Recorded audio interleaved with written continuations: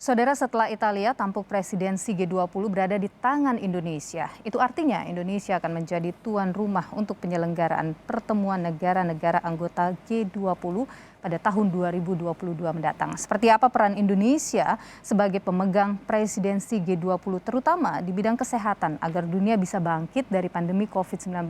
Kita saat ini sudah terhubung secara daring dengan penasehat senior Direktur Jenderal Badan Kesehatan Dunia WHO untuk Gender dan Kepemudaan, Diah Saminarsih, yang saat ini berada di Luxor, Mesir.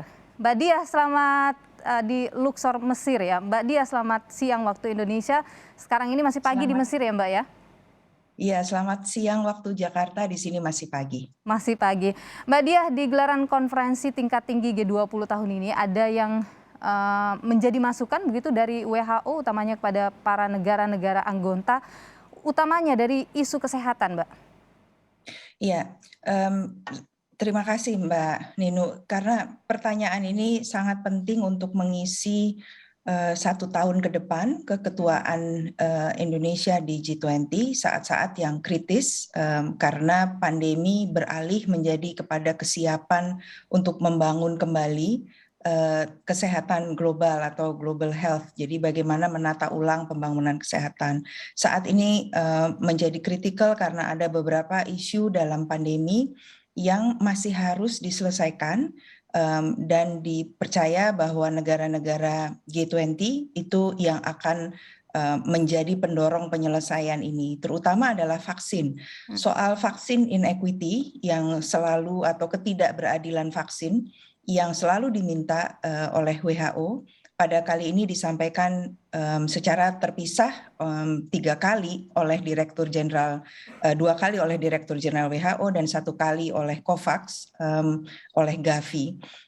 Semuanya menyerukan pentingnya kesetaraan atau keberadilan distribusi vaksin dalam rangka menyelesaikan atau mengakhiri pandemi.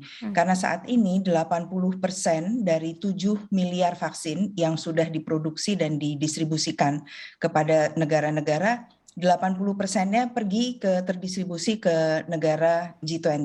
Oke. Sementara hanya 0,4% negara di Afrika yang sudah menerima vaksin tersebut. Jadi sangat besar kesenjangannya. Jadi kalau kita bandingkan per 100 orang di negara high income countries, per 100 orang tuh sudah menerima 133 dosis.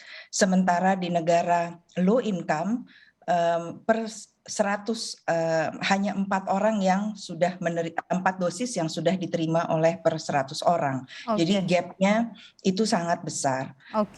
Karenanya WHO menyuarakan agar pemerataan distribusi vaksin ini diperhatikan oleh negara G20, dan caranya adalah apabila memang negara tersebut sudah cukup menerima vaksin untuk kurun waktu tertentu untuk populasinya, maka jadwal delivery bisa dialihkan kepada COVAX, Oke, agar baik. COVAX-nya kemudian mampu dan berdaya untuk punya vaksin, punya stok untuk didistribusikan kepada 0,4% tadi yang masih sangat sedikit Oke.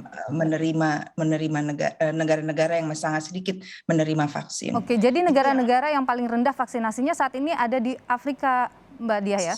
paling banyak di Afrika, iya. Baik. Yang kesenjangan terbesar ada di sana. Makanya ada wacana untuk dan perencanaan ke arah sana untuk agar Afrika bisa memproduksi vaksinnya sendiri, tetapi itu juga sekali lagi membutuhkan dukungan dari negara-negara maju G7 maupun G20, dan ini yang salah satu poin kedua yang juga disuarakan oleh WHO. Poin Oke. ketiga dan sangat penting adalah G20 ini adalah kerjasama dalam bentuk multilateral. Jadi ada 20 negara terlibat di dalamnya, dan seperti biasanya kerjasama multilateral biasanya menguntungkan atau saling membantu di antara ke-20-nya. Jadi pemerataan ini menjadi penting. Oke. Tapi G20 ini mempunyai peran sebagai katalis di dalam tata kesehatan global maupun di antara G20 ini sendiri. Jadi dari 20 ini efeknya tuh ke 200-an negara lain di seluruh dunia sebenarnya.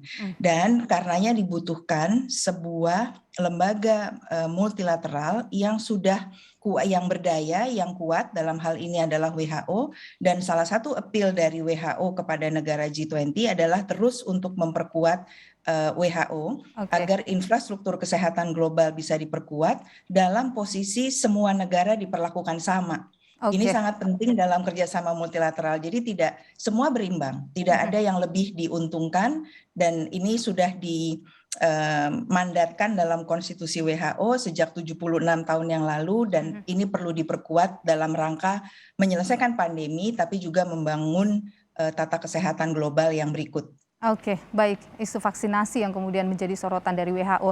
Mbak Diah, setelah ini Indonesia yang akan memegang presidensi G20. Beberapa waktu lalu ini Menteri Luar Negeri sudah sempat membocorkan ya tema besar yang akan diangkat di KTT G20 tahun 2020, yaitu 2022 maksud saya, yaitu Recover Together, Recover Stronger.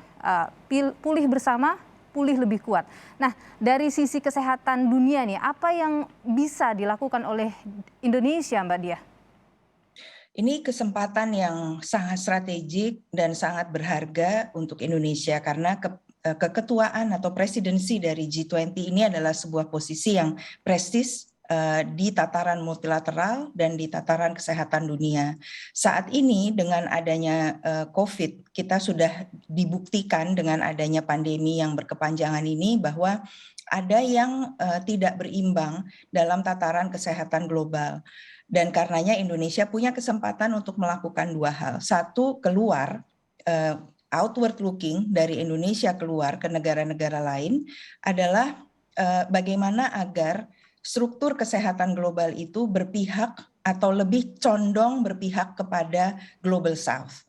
Ini sangat penting karena terbukti dengan adanya ujian seperti pandemi, negara-negara di Global South yang sangat terdampak. Bahkan logistik tidak punya, tidak tahu bagaimana membangun komitmen budget, tidak tahu bagaimana membangun komitmen anggaran, dan itu sangat berdampak terhadap kenapa pandemi sekarang ini tidak selesai-selesai.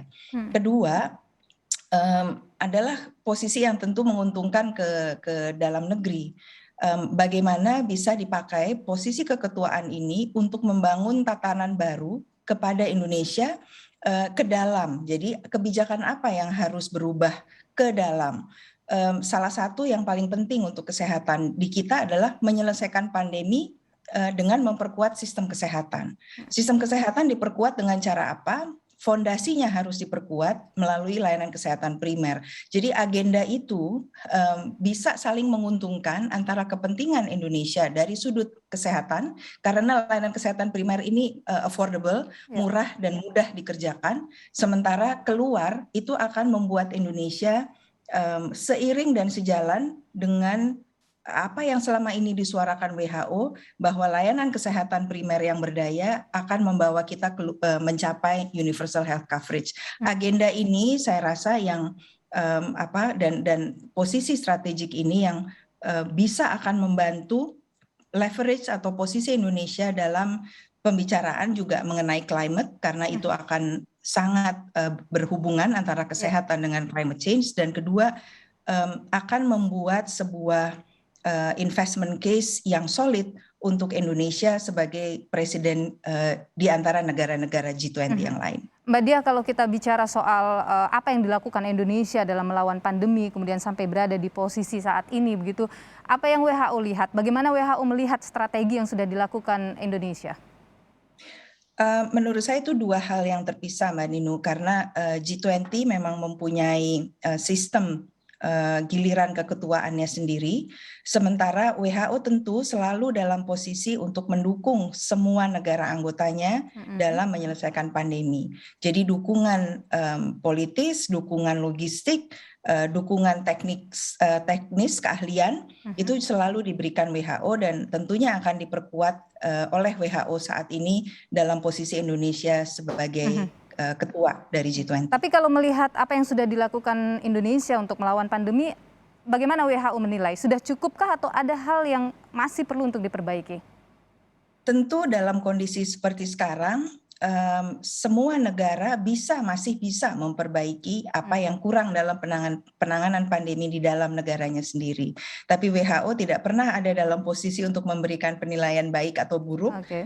Kami selalu berada dalam posisi untuk memberikan technical assistance dan memberikan bantuan apapun yang dibutuhkan, terutama sekarang apabila Indonesia masuk dalam sebagai ketua G20, tentunya itu menjadi pintu yang lebih terbuka lebar untuk Indonesia menerima dukungan dari WHO. Baik, kita tentu berharap pandemi ini segera berakhir, pemulihan ekonomi, pemulihan kesehatan ini bisa segera dilakukan di seluruh dunia, tidak hanya Indonesia. Tapi tentu ada banyak hal yang perlu diperbaiki, utamanya adalah sebaran vaksinasi.